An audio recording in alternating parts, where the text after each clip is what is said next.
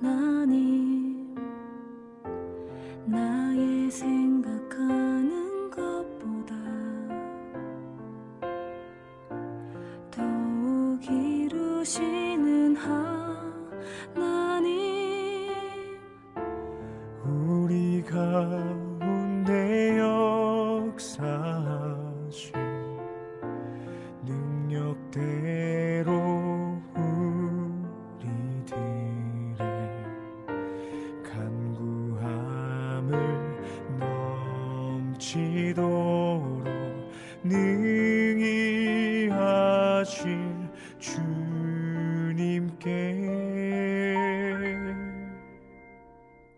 모든 영광과 존귀 찬양과 경배를 돌릴지어다.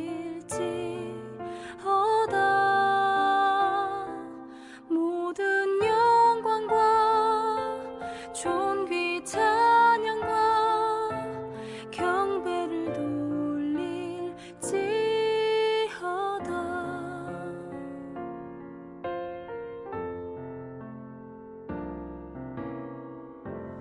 나의 기도하는 것보다 더욱 응답하실 하나님, 나의 생각하는 것보다 더욱 이루시는 하나님, 우리 가운데 역사하신 능력대로 우리들의 간구함을 넘치도록 능히 하실 주님께 모든 영광과 존귀 찬양과 경배를 돌릴지어다.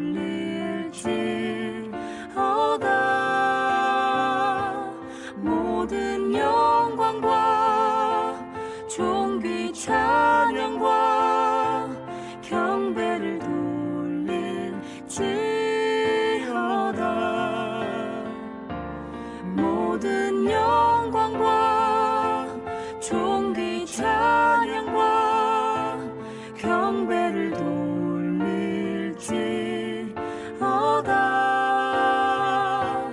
모든 영광과 존귀 찬양과 경배를 돌릴지어다.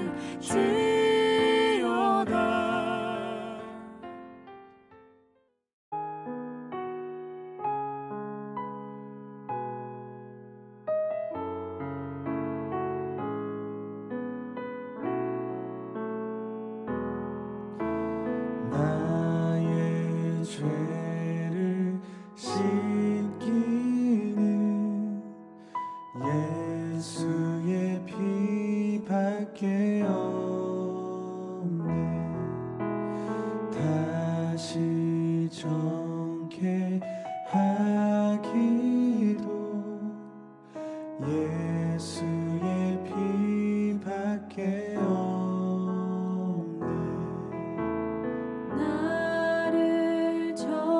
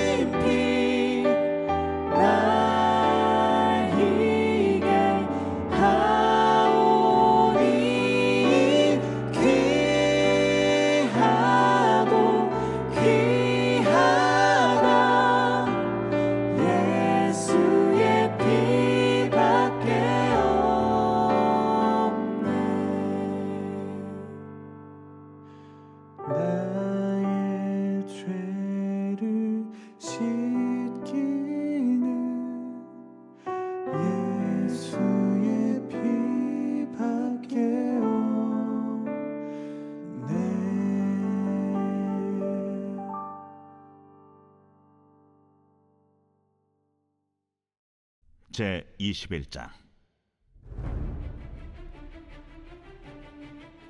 네겝에 거주하는 가나안 사람 곧 아라세 왕이 이스라엘이 아다린 길로 온다 함을 듣고 이스라엘을 쳐서 그중 몇 사람을 사로잡은지라. 이스라엘이 여호와께 서원하여 이르되, 주께서 만일 이 백성을 내 손에 넘기시면 내가 그들의 성읍을 다 멸하리이다. 여호와께서 이스라엘의 목소리를 들으시고 가나안 사람을 그들의 손에 넘기시매 그들과 그들의 성읍을 다 멸하니라. 그러므로 그곳 이름을 호르마라 하였더라. 백성이 호르산에서 출발하여 홍해 길을 따라 에돔 땅을 우회하려 하였다가 길로 말미암아 백성의 마음이 상하니라. 백성이 하나님과 모세를 향하여 원망하되, 어찌하여 우리를 애굽에서 인도해내어 이 광야에서 죽게 하는가? 이곳에는 먹을 것도 없고 물도 없도다. 우리 마음이 이 하찮은 음식을 싫어하노라. 여호와께서 불뱀들을 백성 중에 보내어 백성을 물게 하심으로 이스라엘 백성 중에 죽은 자가 많은지라. 백성이 모세에게 이르러 말하되, 우리가 여호와와 당신을 향하여 원망함으로 범죄하였사오니 여호와께 기도하여 이 뱀들을 우리에게서 떠나게 하소서. 모세가 백성을 위하여 기도하매 여호와께서 모세에게 이르시되, 불뱀을 만들어 장대 위에 매달아라. 물린 자마다 그것을 보면 살리라. 모세가 놋뱀을 만들어 장대 위에 다니 뱀에게 몰린 자가 놋뱀을 쳐다본즉 모두 살더라. 할렐루야. 오늘은 여러분과 함께 민수기 21장 1절에서부터 9절의 말씀을 같이 한번 보길 원합니다. 민수기 20장에서부터 25장까지는 신광야 가데스의 재집결에서부터 모세의 신명기 설교가 있었던 모압 평지까지 그들이 행군하는 사건들을 기록하고 있는데요. 그 중에서 오늘 본문은 아론이 죽은 출애굽 제40년 5월 이후로 이스라엘은 호르산을 떠나 북쪽 네게브의 아라스로 향하는 과정을 담고 있습니다. 그 과정 속에 일어난 사건은 이스라엘이 그 호르산 부분에 진을 쳤을 때 발생한 사건인데요. 이스라엘을 공격한 아랏을 이스라엘이 쳐서 멸망시킨 사건을 보여주고 있습니다. 아랏은 가나안 남부에 있는 네게브 지역에 위치한 가나안 소국의 하나인데요. 이스라엘이 진행하려 했던 홍해길과는 반대 지역에 위치한, 즉 그러니까 사해 근처에 위치한 곳이 바로 아랏이었어요. 그런데 본문 1절에 보시면 아랏이 먼저 이스라엘을 공격한 것을 알 수 있는데요. 본문 1절을 보시면 네겝에 거주하는 가나안 사람 곧 아랏의 왕이 이스라엘이 아다림 길로 온다 함을 듣고 이스라엘을 쳐서 그중 몇 사람을 사로잡은지라.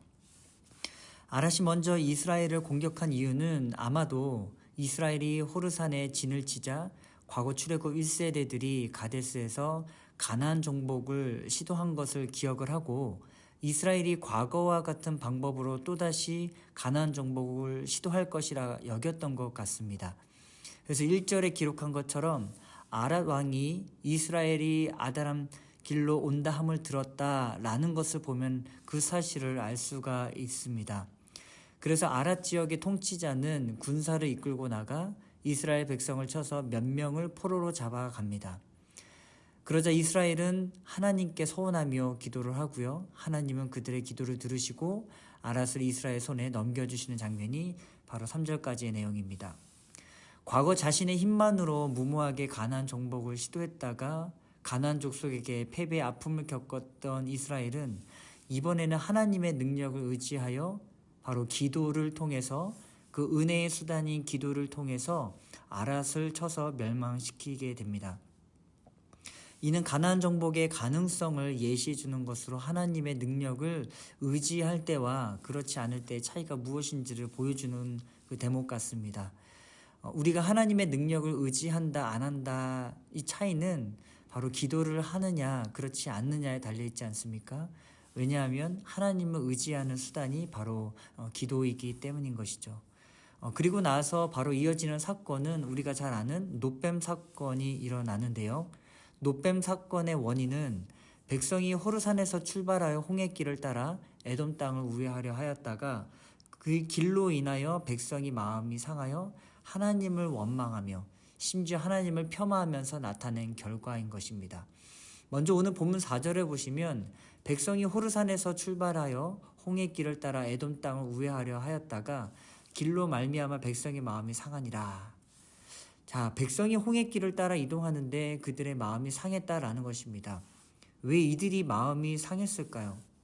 이 홍해길은 사해 남부에서 아라바 광야를 거쳐서 홍해 동쪽에 위치한 아카바만의 항구 도시인 에시온 게벨이라는 곳에 이르는 길인데요. 대부분이 사막지대라는 것입니다.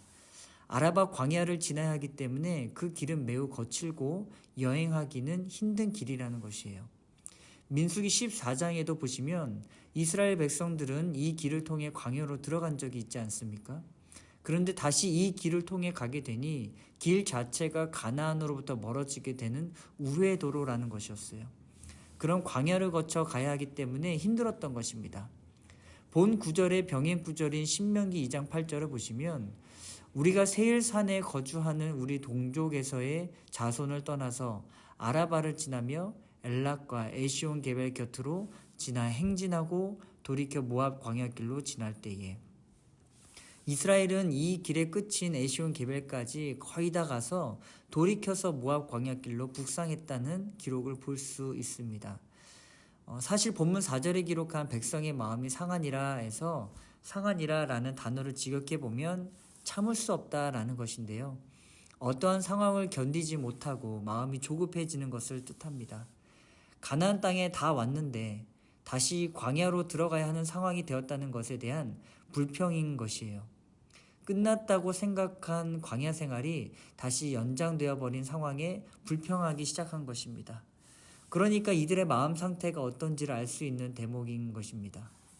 그래서 5절에 보시는 것처럼 백성은 그러한 마음을 참지 못하고 다시 하나님과 모세에게 불만을 토로합니다. 백성이 하나님과 모세를 향하여 원망하되 어찌하여 우리를 애굽에서 인도해내어 이 광야에서 죽게 하는가?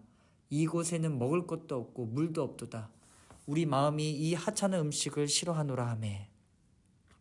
이 백성은 지금 자신이 참을 수 없이 조급한 마음을 누르지 못하고 단순히 현재 자신이 처한 당시적 상황만을 가지고 하나님과 모세를 원망하는 것뿐만 아니라 그동안 하나님이 내려주신 모든 은혜를 다 하찮다라고 하면서 불평하고 하나님을 원망하고 있는 것입니다. 사실 하나님은 그들이 출애굽으로부터 지금까지 광야를 지난 동안 항상 그들과 함께 계셨고 많은 기적과 은혜로 함께 하시지 않았습니까? 그러나 이스라엘 백성은 틈만 나면 마음이 조급해질 때마다 애굽으로 돌아가고자 한 것이었어요. 심지어 당을 지어 무리를 만들어 모세와 아론을 대적하면서 애굽으로 돌아갈 것을 구체적으로 모의했던 적도 있었던 것처럼 말입니다. 그러자 하나님이 어떻게 하시냐 하면은요, 불뱀을 보내시면서 백성을 물게 하셔서 죽은 자의 수를 많게 하십니다. 그들의 죄악을 보시고 피할 수 없는 죽음의 공지로 몰아가신 것이었어요. 그러자 중보자로 서 있는 모세가 하나님 앞에 어떻게 하기 시작합니까? 바로 기도하기 시작합니다. 7절에 보시면 백성이 모세에게 이르러 말하되 우리가 여호와와 당신을 향하여 원망함으로 범죄하였사오니 여호와께 기도하여 이 뱀들을 우리에게서 떠나게 하소서. 모세가 백성을 위하여 기도하며 백성들은 자신들의 죄를 알고 모세에게 이 뱀들이 떠나게 해달라고 여호와 하나님께 기도해달라고 요청하자 모세는 그들을 위해 기도하기를 시작합니다. 저는 여기서 이제 모세가 어떻게 기도했을까를 한번 좀 고민해 봤습니다. 정말 급박한 상황 속에서 주의 백성이 죽어가는 그 상황을 목도하면서 그가 간절히 기도했던 것은 무엇이었을까라는 것이었습니다. 그건 아마도 언약의 백성을 지켜 보호하실 것이라는 약속을 붙들고 기도하지 않았을까 생각을 해봅니다. 히브리서 6장 17절에 보시면 하나님은 약속을 기업으로 받는 자들에게 그 뜻이 변하지 아니함을 충분히 나타내시려고 그 일을 맹세로 보증하셨나니 라고 기록합니다.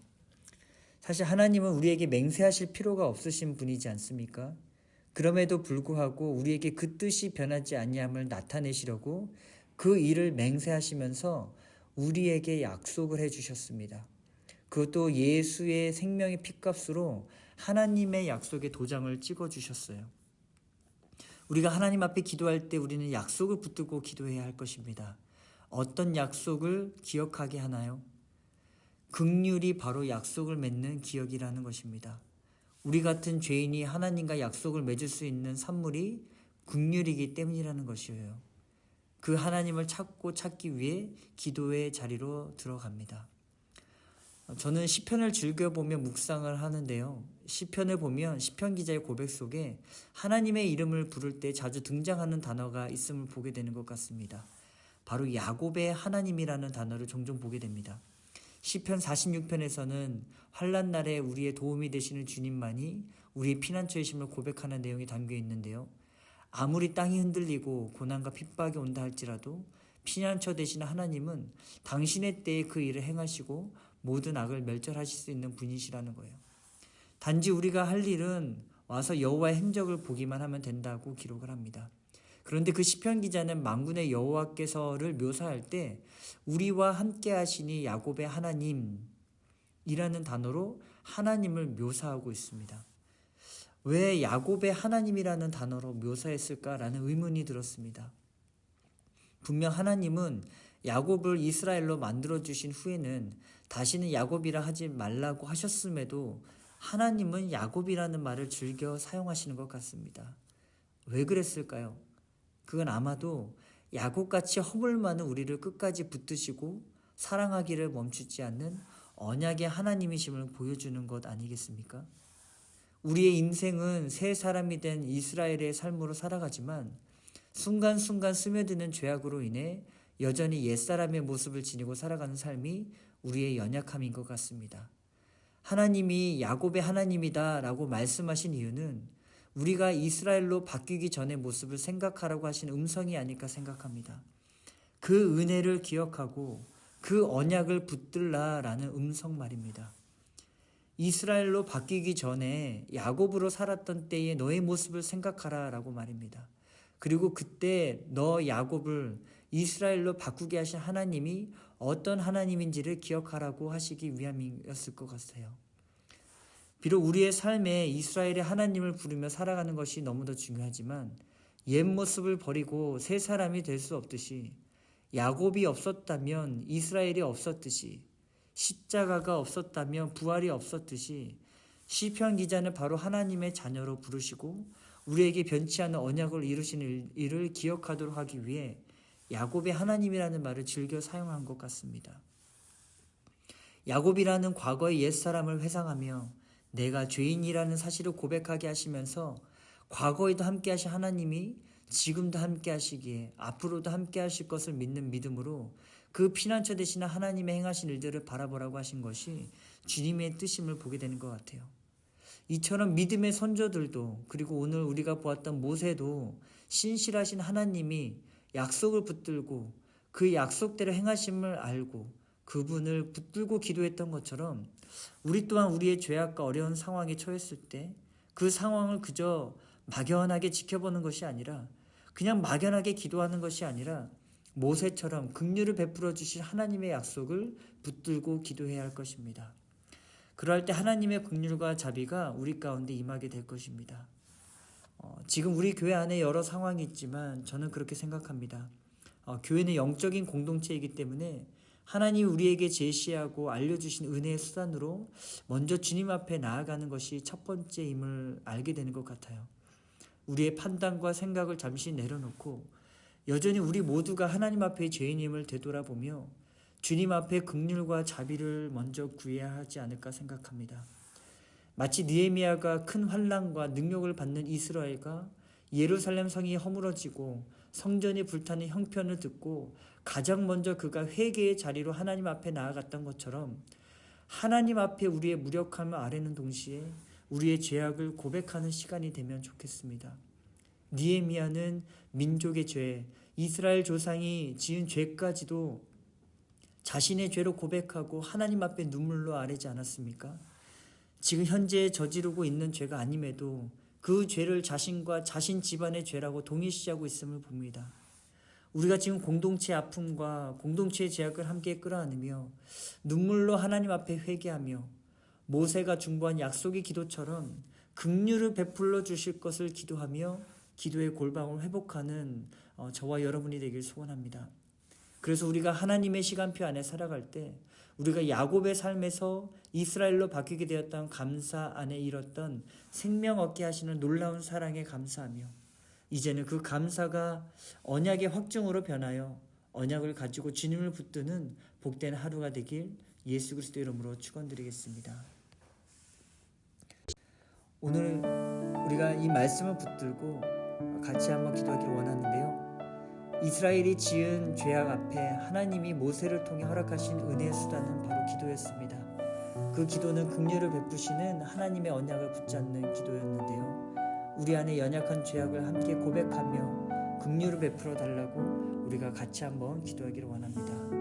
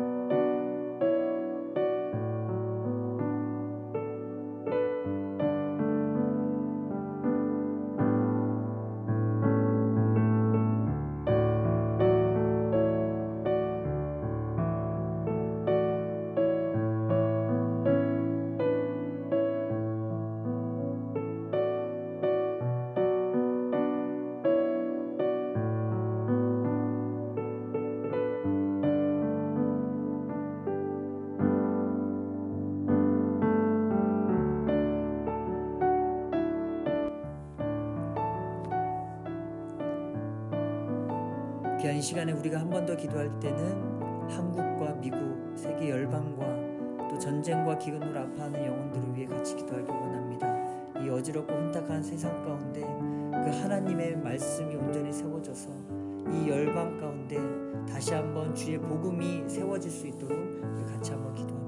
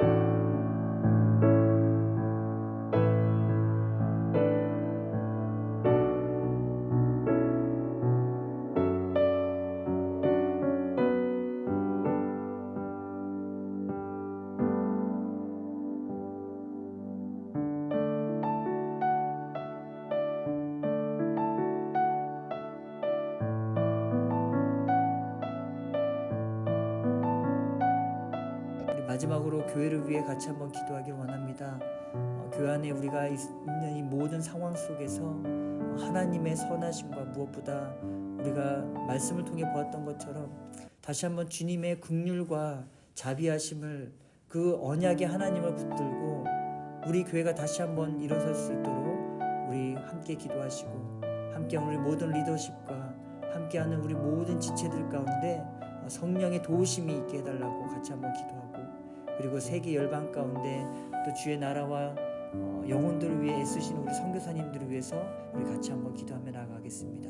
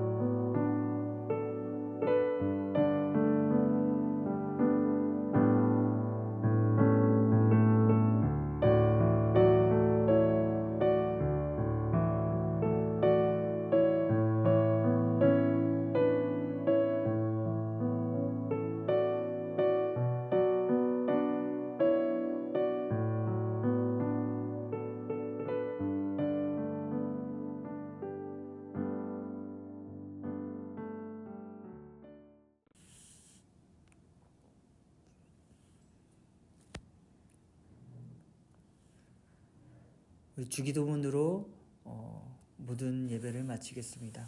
하늘에 계신 우리 아버지여, 이름이 거룩히 여김을 받으시오며 나라에 임하옵시며 뜻이 하늘에서 임한 것 같이 땅에서도 이루어지이다.